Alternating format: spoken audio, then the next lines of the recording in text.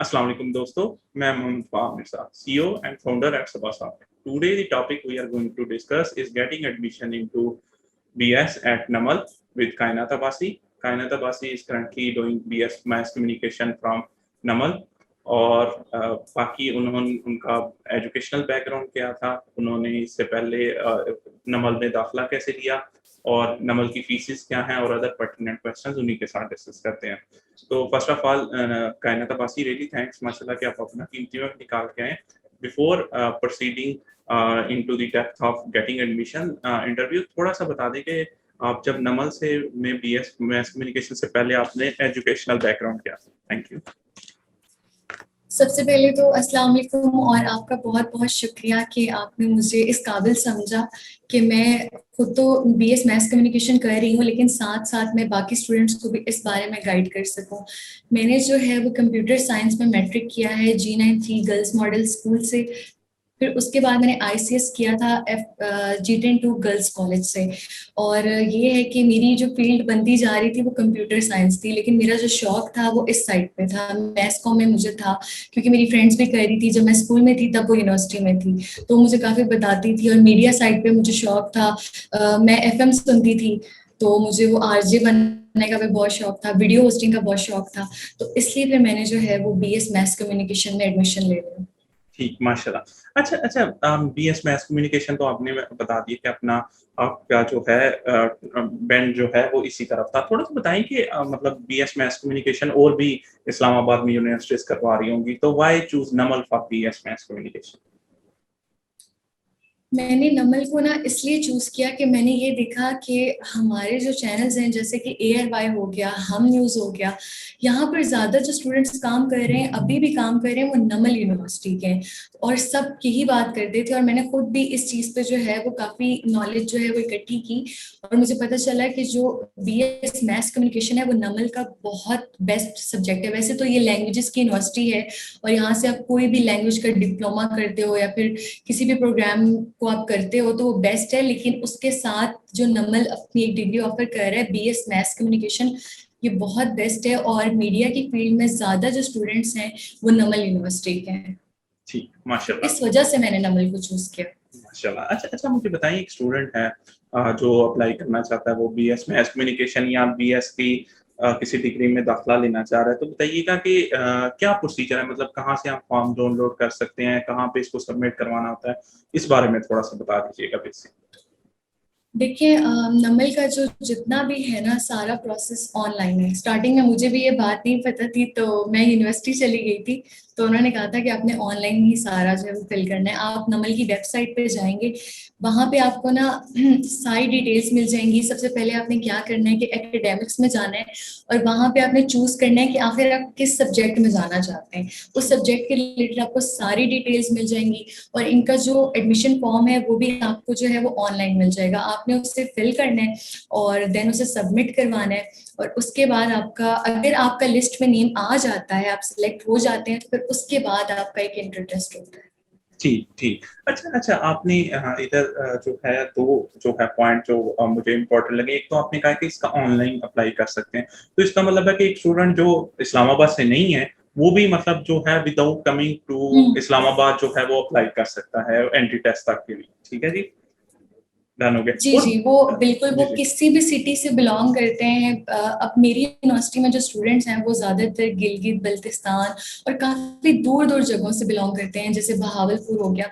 तो अब ये है कि आप घर बैठ के ऑनलाइन अप्लाई कर सकते हैं और फिर अगर आपका लिस्ट में नाम आ जाता है तो आपको जस्ट एंट्री टेस्ट के लिए आना होगा। ठीक, माशाल्लाह। अच्छा, अब आपने एंट्री टेस्ट की बात कर दी, ठीक है। आपने इधर एक पॉइंट किया था कि वो है कि अगर आपका नाम एंट्री टेस्ट के लिए आ जाता है तो ये किस बेसिस पे होता है, मुझे कैसे पता चलेगा? कि एक तो एंट्री टेस्ट का वो शायद कोई उन्होंने क्राइटेरिया रखा होगा, क्या कोई परसेंटेज की बेसिस पे होता है, या मुझे कैसे पता चलेगा कि मैं एंट्री टेस्ट के लिए जो है वो एलिजिबल हूँ? इसमें जो है ना वो आपके मार्क्स देखे जाते हैं कि आपके कितने परसेंट मार्क्स हैं। कुछ लोग जो होते हैं वो वेटिंग पे भी अप्लाई करते हैं, तो उनका फर्स्ट सेमेस्टर का रिजल्ट देखा जाता है। ठीक है। और मैंने तो अप्लाई किया था, स्प्रिंग में अप्लाई किया था, और मेरी तब तक ये था कि मेरा आईसीएस क्लियर हो चुका था। तो इनका जो क्राइटेरिया था वो 50% था। तो अगर आपके मार्क्स इतने हैं, 50% आपके मार्क्स हैं, तो देन आपको ये एंट्री टेस्ट के लिए आपकी जो है वो सिलेक्शन हो जाती है। ठीक ठीक ठीक। अच्छा अच्छा, आपने एंट्री टेस्ट के लिए बता दिया। अच्छा, अब एक स्टूडेंट है जो है मतलब उसने एक तो इस्लामाबाद वाले हैं, वो तो मोस्ट प्रोबेबली टेस्ट सेंटर जो है वो नमल का ही सेंटर जो इस्लामाबाद में बनेगा उसको चूज करेंगे।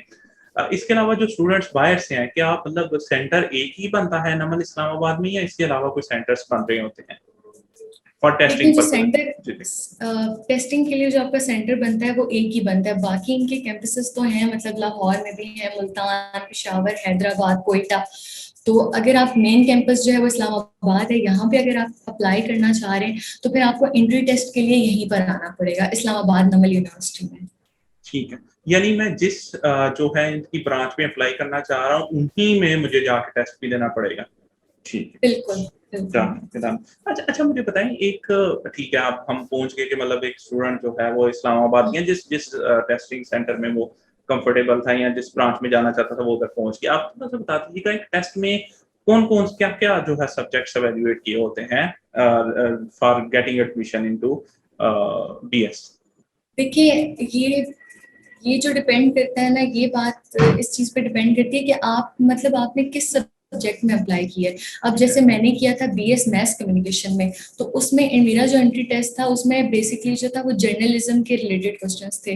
आपको क्वेश्चन जो है वो सॉल्व करने पड़ते हैं, एक पेपर होता है और उस पे क्वेश्चंस लिखे होते हैं। और जर्नलिज्म के रिलेटेड क्वेश्चन थे, जैसे कि पहला क्वेश्चन तो यही होता है नॉर्मली कि आपने नमल को क्यों चूज किया, बीएस मैथ्स कम्युनिकेशन को क्यों चूज किया, आपको बीएस मैथ्स कम्युनिकेशन के बारे में क्या पता है, क्योंकि आप ये डिग्री चूज कर रहे हो तो आपको इसके बारे में कितना पता है, आपका फेवरेट एंकर कौन है, एक एंकर के अंदर क्या क्वालिटीज होनी चाहिए, और आपसे इंग्लिश ऐसे लिखवा सकते हैं। इस तरह की चीजें होती हैं। अब जैसे अगर मैं बात करूं बीएस इंग्लिश की, तो उनका तो वो टोटल जो है वो उनकी तो इंग्लिश लैंग्वेज आ जाती है।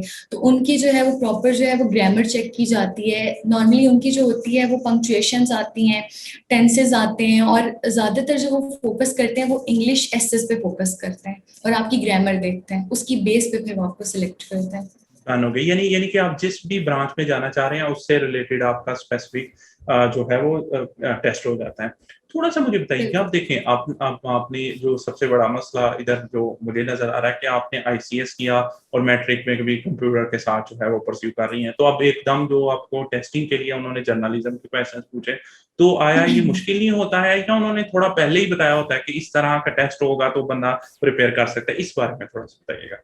नहीं, उन्होंने यूनिवर्सिटी वालों ने आपको नहीं बताया होता कि वो किस तरह का मतलब टेस्ट लेंगे, लेकिन आप यहाँ पे ये चीज खुद देख सकते हैं ना कि आप जिस सब्जेक्ट में अप्लाई करें, आजकल आप इंटरनेट पे आपको हर तरह की इंफॉर्मेशन मिल जाती है। तो आप कुछ कीवर्ड्स यूज करके तो है डिफरेंट इंफॉर्मेशन जो है वो गेन कर सकते हैं, गूगल से आप ले सकते हैं। तो मैंने जो है यही चीजें जो है वो पढ़ी थी कि बीएस मैथ्स कम्युनिकेशन क्या है, पाकिस्तान में अच्छा एंकर कौन है, और एक एंकर के अंदर क्या क्वालिटीज होनी चाहिए। और मैंने कुछ जो है वो ज्यादा मैंने रीड किए थे, इंग्लिश एसेस रीड किए थे, क्योंकि मेरे पेपर के अंदर मेरे 2-3 जो थे वो इंग्लिश एसेस थे। क्योंकि इसमें ये है कि आपकी जो है वो कम्युनिकेशन स्किल्स भी देखी जाती हैं, आपकी राइटिंग स्किल्स भी देखी जाती हैं कि आप किस तरह से लिख रहे हो, क्योंकि जर्नलिज्म में आ जाती है स्क्रिप्ट राइटिंग। तो अगर कोई आगे जाना चाहता है स्क्रिप्ट राइटिंग में या किसी और चीज में भी जाना चाहता है, तो वो इस चीज को भी मद्देनजर रखते हैं कि ये इंसान लिख क्या रहा है। अगर कोई टॉपिक है, कोई वो एसेस जो होते हैं वो कोई बहुत ज्यादा हैवी किस्म के एसेस नहीं होते, नॉर्मल एसेस होते हैं। जैसे हम छोटे होते थे और हम स्कूल्स में मतलब माय फेवरेट पेट और फर्स्ट डे एट स्कूल और इस तरह के जो एसेस होते थे, तो वो जस्ट आपकी इंग्लिश चेक करना चाह रहे होते हैं और ये देखना चाह रहे होते हैं कि आपके पास कितनी नॉलेज है। ठीक ठीक ठीक। यदि माशाल्लाह आपके ख्याल में एक स्टूडेंट जो एफएससी पास कर गया होता है, वो जिसमें भी एडमिशन लेना चाह रहा है, अगर जर्नलिज्म में लेना चाह रहा है या इंग्लिश में, तो अगर थोड़ा बहुत उसे बेसिक्स भी वो उस बारे में सीख लेगा तो ही would be able to pass the test. मतलब इस तरह का नहीं होता है कि एकदम जो है वो इतना टेक्निकल हो जाए कि जो है ना वो एक एफएससी या आईसीएस से आया हुआ स्टूडेंट उसको जो है वो टैकल ही ना कर सके। बिल्कुल ऐसा ही है, आपको जस्ट ये कि उसके रिलेटेड जो है वो बेसिक इन्फॉर्मेशन पता होनी चाहिए कि आप जिस प्रोग्राम में आप अप्लाई कर रहे हैं वो क्या है बेसिकली, और उसके रिलेटेड आप डिफरेंट कीवर्ड्स यूज करके सर्च करें। और आजकल तो आपको मतलब कि गूगल पे हर चीज पता चल जाती है इजीली, आपको सब्जेक्ट्स भी पता चल जाते हैं। तो बस बेसिक्स अगर आपको पता होंगे तो आपका जो एंट्री टेस्ट है वो बहुत अच्छा हो जाएगा। ठीक, माशाल्लाह। अच्छा अच्छा, मुझे बताएं, वंस आपने टेस्ट कहीं के आपने अच्छे तरीके से पास कर लिया, उसके बाद आया यूनिवर्सिटी में एडमिशन के लिए कोई इंटरव्यू भी होता है, या जस्ट दैट्स ऑल के जो है एक दफा आपने जो है वो टेस्ट दे दिया तो उसकी बेसिस पे फिर मेरिट बनता है और जो है उसकी बेसिस पे आपका एडमिशन हो जाता है? इस बारे में थोड़ा सा बता दीजिएगा। आपका जो एडमिशन होता है यूनिवर्सिटी में वो आपके एंट्री टेस्ट की बेस पे होता है। एंट्री टेस्ट के बाद अगर आप पहले तो जब आप एंट्री टेस्ट दे रहे होते हैं ना तो आपको पेपर पे भी मेंशन करना पड़ता है कि आप ये जो सब्जेक्ट रखे हो, क्योंकि कुछ स्टूडेंट्स होते हैं ना उन्होंने 2-3 सब्जेक्ट्स में अप्लाई किया हुआ होता है। मतलब जैसे मैं हूँ, अगर मैंने बीएस मैथ्स कॉम में भी कर दिया, इंग्लिश में भी कर दिया, साइकोलॉजी में भी कर दिया, तो वो आपसे कहते हैं कि अपने पेपर पे लिखें कि आपकी फर्स्ट प्रायोरिटी क्या है। तो ये भी आपको पेपर पे मेंशन करना पड़ता है। और अगर आप एंट्री टेस्ट पास कर लेते हैं उसके बाद एक और लिस्ट लगती है, और लिस्ट में अगर आपका नाम आ जाता है तो फिर आपको जो है वो इंटरव्यू के लिए बुलाया जाता है, और इंटरव्यू के बाद आपकी फाइनल सिलेक्शन होती है, और इंटरव्यू की बेस पर होती है। टेस्ट की बेस पे भी होती है, लेकिन इंटरव्यू में आपको जज किया जाता है कि आप बात कैसे करते हैं। और जो मैंने आपको क्वेश्चंस बताए ना कि ये सब टेस्ट में होता है, यही सब क्वेश्चंस वहां पे भी जो टीचर्स होते हैं वो आपसे पूछते हैं। ठीक है, ठीक है। यानी यानी कि सेम काइंड ऑफ समझिए कि टेक्निकल क्वेश्चंस जो है वो आपसे इंटरव्यू में भी पूछ रहे होते हैं। तो जो है अगर आपने ये बेसिक टेस्ट कर लिया है तो मोस्ट प्रोबब्ली आप जो है उधर से भी जो है वो बेहतर तरीके से जो है वो इंटरव्यू पास कर सकते हैं। बिल्कुल ऐसा ही है। अब जैसे मैंने जब मेरा जो टेस्ट था उसमें मुझसे पूछा गया था, मतलब किसी मूवी का नेम ले लेंगे और पूछ लेंगे इसके डायरेक्टर कौन थे, प्रोड्यूसर कौन थे, किसी एक्टर के बारे में पूछ लेंगे।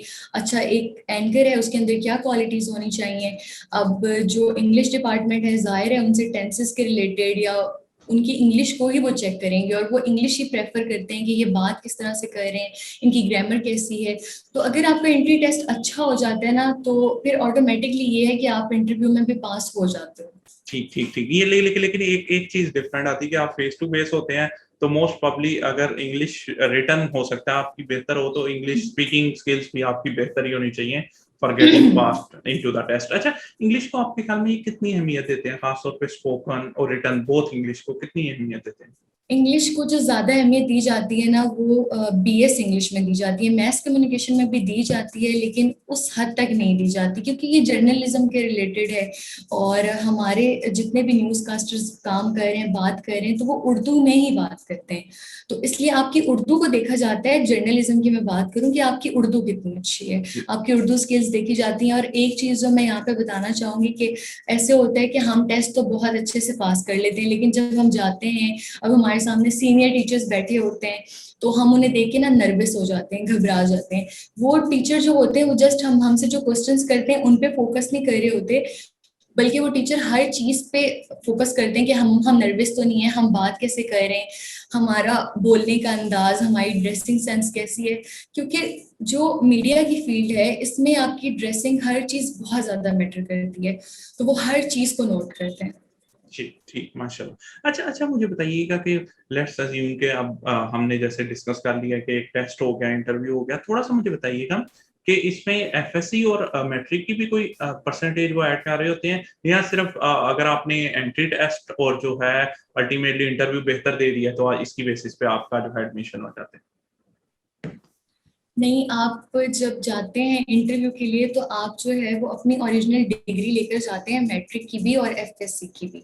और वो उसको चेक करते हैं वहां पे, और आपके जो मार्क्स होते हैं वो अपने पास वो नोट कर लेते हैं, और फिर उसकी बेस पे वो आपको एडमिशन देते हैं। ये नहीं है कि मतलब आपके मार्क्स बहुत कम है और अगर आपका एंट्री टेस्ट अच्छा हो गया और इंटरव्यू अच्छा हो गया तो आपको एडमिशन दे देंगे, ऐसा नहीं है। अगर बहुत अच्छे नहीं भी हैं तो जो एक क्राइटेरिया है जैसे 50% या आपके मार्क्स 50% होने चाहिए हैं तो एटलीस्ट आपके मार्क्स जो हैं वो 55 या 60% होने चाहिए।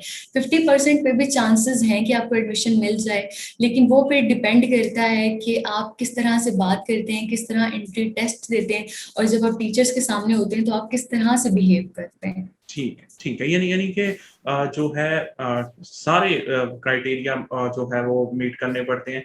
एफएससी के मार्क्स, मैट्रिक के मार्क्स, एटलीस्ट उनकी तो जो है एक कम से कम आपने थ्रेशोल्ड जरूर पूरी करनी होती है, और उसके बाद टेस्ट और इंटरव्यू, और उसकी बेसिस पे जो है वो सारों को एग्रीगेट करके वो देखते हैं कि if a student is suitable for getting admission और नॉट। जी जी बिल्कुल ऐसे है। ठीक है। अच्छा अच्छा, मुझे बताइएगा कि एक स्टूडेंट है, वो लेट्स सपोज के जो है ना उसने इंटरव्यू भी आप क्लियर कर लिया और बेहतर तरीके से उसका मेरिट बन गया। अब यूनिवर्सिटी फीस क्या है पर सेमेस्टर जो है जब वो एडमिशन लेने आएगा? आपकी जो पर सेमेस्टर फी बन जाती है, एडमिशन फी और सेमेस्टर फी को मिला के, वो 56,000 है।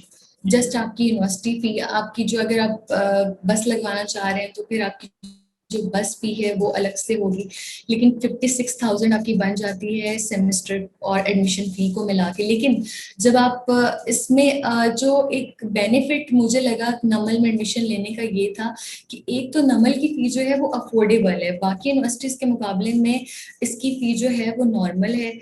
और इसके साथ साथ ये है कि जब आप जो आपके आगे सेमेस्टर स्टार्ट होते हैं, जैसे मैं सेकंड में गई तो मेरी फी थोड़ी कम हो जाएगी, जहाँ 56 थी वो वहां से शायद हो सकता है 50 पे आ जाए, 48 पे आ जाए, फिर आप थर्ड पे गए, ऐसे ऐसे मतलब ज्यादा नहीं, लेकिन थोड़ी बहुत आपकी फी जो है वो कम होती रहती है साथ साथ।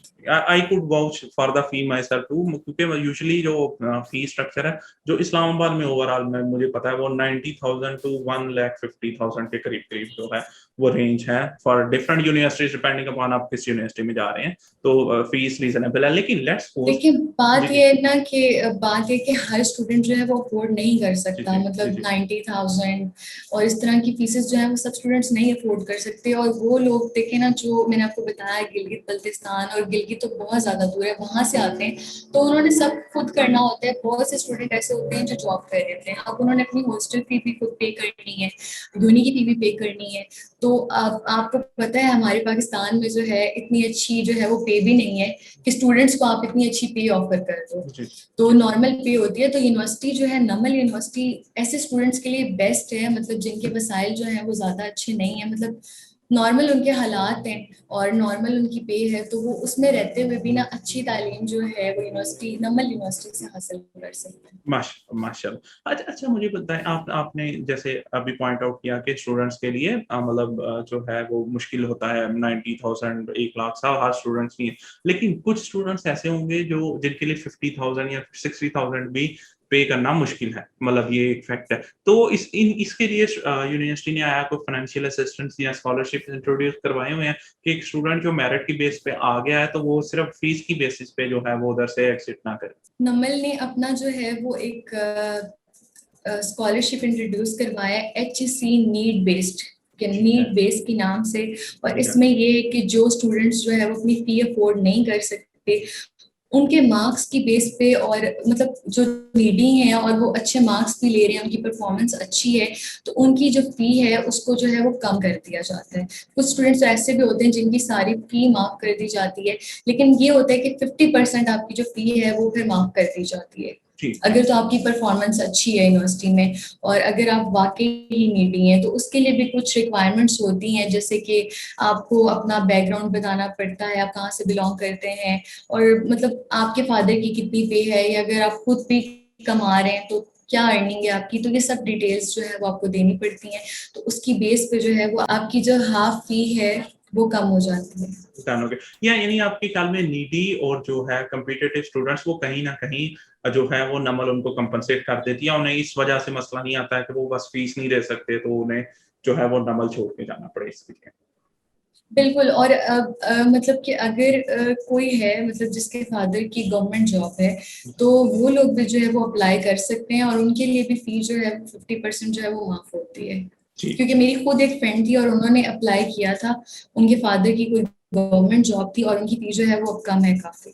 जी, माशाल्लाह, ये तो बड़ा पॉजिटिव जेस्चर है। अच्छा अच्छा, मुझे बताइएगा कि आपने फीस स्कॉलरशिप का बता दिया। अब देखें, कुछ स्टूडेंट्स हैं वो तो डे स्कॉलर होते होंगे, वो सुबह आते हैं और शाम में जो है या जो जब भी क्लासेस खत्म होती हैं वो अपने घरों को चले जाते हैं। अब बारी आती है हॉस्टलाइट्स की, जो जो है, जो मतलब गिलगित बल्तिस्तान से आ रहे हैं या कहीं भी मतलब पंजाब से सिंध से मूव करके आ रहे हैं, तो उनके लिए क्या हॉस्टल फैसिलिटी आया जो है नमल में हॉस्टल्स हैं? तो अगर हैं तो उनकी फीसिस के बारे में अगर थोड़ा-सा बता सकें। नमल के हॉस्टल्स की मैं अगर बात करूँ तो नमल का जो हॉस्टल है वो मतलब काफी बड़ा है, मतलब बहुत ज्यादा बड़ा भी नहीं, लेकिन काफी स्टूडेंट्स जो हैं वो नमल के हॉस्टल में रह रहे हैं। और एक मैं आपको यहाँ पे ना एक बहुत मजे की बात बताना चाहूंगी कि नमल के जब हॉस्टल की बात आती है और उसका जब आप फॉर्म फिल करते हो तो वो ज्यादा उन लोगों को प्रेफर करते हैं जो दूर के एरिया से बिलोंग करते हैं, मतलब गिलगित बल्तिस्तान, बहावलपुर, और उन लोगों को जो है वो फैसिलिटी प्रोवाइड करते हैं हॉस्टल की। तो अगर तो स्पेस है तो फिर वो शायद इस्लामाबाद और जो करीब के एरियाज के लोग हैं वो भी रह लें, लेकिन वो ज्यादा उनकी कोशिश ये होती है कि जो दूर के लोग हैं, दूर से आए हुए स्टडी करने के लिए, उनको जो है वो हॉस्टल की फैसिलिटी मिले। क्योंकि जैसे हम लोग हैं और भी ऐसे लोग हैं जो इस्लामाबाद से हैं या कहीं करीब से हैं, तो वो तो किसी भी हॉस्टल में रह लेंगे, उनके लिए मसला नहीं। क्योंकि लेकिन जो दूर के स्टूडेंट होते हैं उनके लिए सबसे बड़ी प्रॉब्लम ये भी होती है कि जब वो एक नई जगह, एक नई सिटी में आते हैं तो उन्हें चीजों के बारे में बिल्कुल नहीं पता होता। और नमल के जहाँ तक हॉस्टल फी की बात है तो 6000 इसकी फी है हॉस्टल की। ठीक, सही है। और ये मेरे ख्याल में इसमें रेज़िडेंस जो है वो इन्वॉल्व होगी। बाकी जो आपके जो है फूड एक्सपेंडिचर वगैरह, ये वो डेली बेसिस या मंथली बेसिस पे जो है कवर होते होंगे, या फूड एक्सपेंसेस इसी में इंक्लूडेड होते हैं? वो इसी में इंक्लूडेड होते हैं। ठीक, माशाल्लाह, फिर तो बहुत रीज़नेबल है। अच्छा अच्छा, थोड़ा-सा मतलब मुझे बता दीजिएगा कि इस टाइम नमल जो है, मैं अभी जो है degrees in terms of mass communication और जो जिसे कहते हैं, और इसके अलावा जो भी डिग्रीज़ जो बीएस में प्रोवाइड कर रही है नमल, उसके बारे में थोड़ा-सा बता सकें? मतलब या डिपार्टमेंट बता दें, शायद डिग्रीज़ तो अगर ज़्यादा करवा रही हैं तो ना बंदा जो है वो सिंगल आउट कर सके। तो अगर डिपार्टमेंट्स बता दें कि कौन-कौन से जो है नमल में आजकल जो है वो हैं बीएस में? बीएस में आप ये है कि बीएस साइकोलॉजी भी कर सकते हैं, बीएस इंग्लिश है, और बेसिकली जो ये यूनिवर्सिटी है ये लैंग्वेजेस की यूनिवर्सिटी है। तो आप यहाँ पे जो है वो डिफरेंट लैंग्वेजेस के कोर्स कर सकते हैं, यानी कि चाइनीज डिपार्टमेंट है, अगर कोई चाइना जाना चाहता है तो वो फिर चाइनीज सीख सकता है। अगर इटालियन लैंग्वेज है, फ्रेंच लैंग्वेज है, और इस तरह की काफी लैंग्वेजेस जो हैं वो नमल आपको ऑफर कर रहा है। और यहाँ पे बेनिफिट ये है, जो लोग बाहर जाना चाहते हैं वो मतलब डिप्लोमा भी कर सकते हैं और प्रॉपर डिग्री भी करके जो है वो जा सकते हैं। तो लैंग्वेजेस जो है वो काफी ज्यादा लैंग्वेजेस जो है वो नमल ऑफर कर रही है। लेकिन इसका जो सबसे ज्यादा फेमस सब्जेक्ट है वो बीएस इंग्लिश है, आईआर डिपार्टमेंट है, मैनेजमेंट साइंसेज है, मैस कम्युनिकेशन है, साइकोलॉजी है। ये कुछ ऐसे सब्जेक्ट्स हैं, इनके ऐसी डिग्रीज हैं जो टॉप 5 में आते हैं।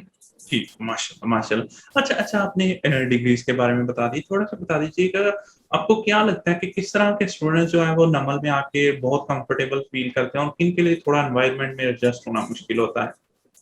देखिए, जो स्टूडेंट ना एक मुझे लगता है जो माइंड बना के आए होते हैं ना कि हमने पढ़ना है, ठीक है। वो एडजस्ट कर ही जाते हैं। लेकिन ज्यादातर स्टूडेंट्स आपको पता है जो जस्ट घर से निकलते हैं अपनी एंजॉयमेंट के लिए, वो स्टडी के लिए नहीं आते, बस टाइम पास करने के लिए आते हैं। तो वो ठीक अपना है। भी टाइम वेस्ट करते हैं, दूसरों का भी टाइम वेस्ट करते हैं।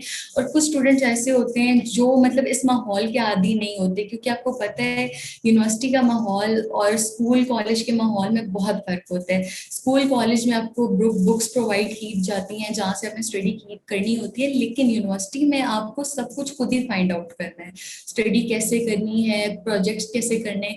तो वो स्टूडेंट कर जाते हैं, मतलब आगे बढ़ जाते हैं जो पढ़ने वाले होते हैं और जो थोड़े से स्ट्रांग होते हैं।